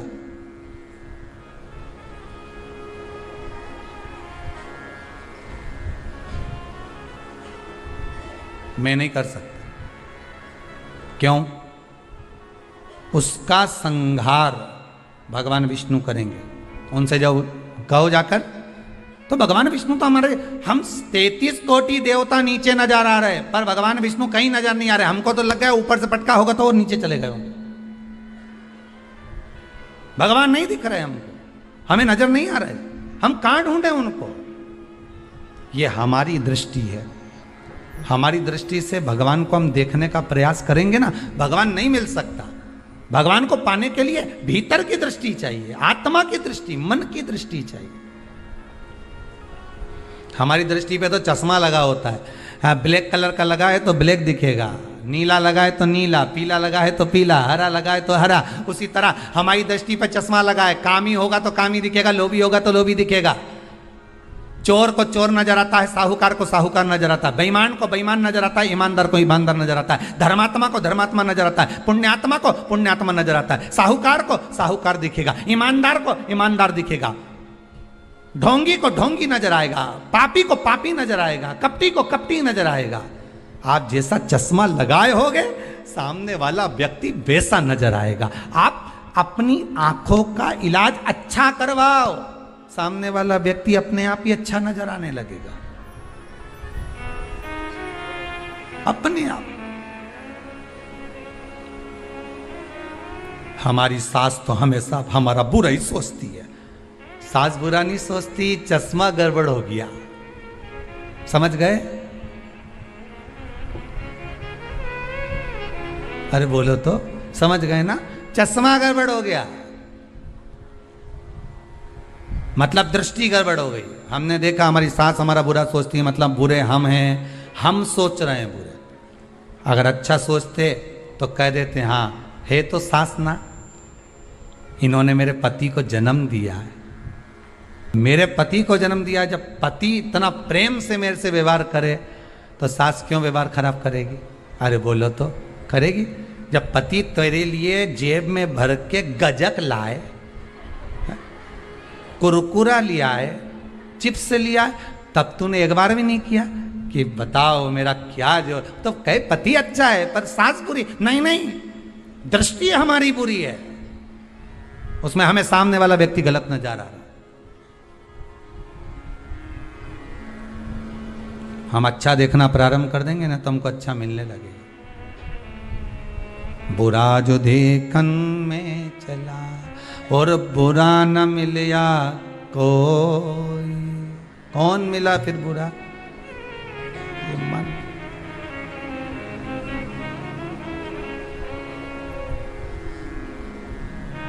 इस मन को बुरा कर।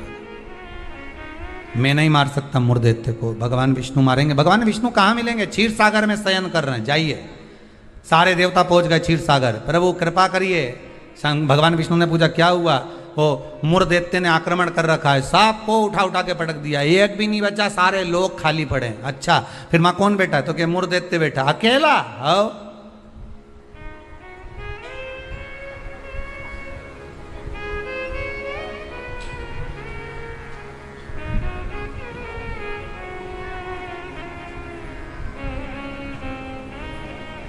वो अकेला बैठा है।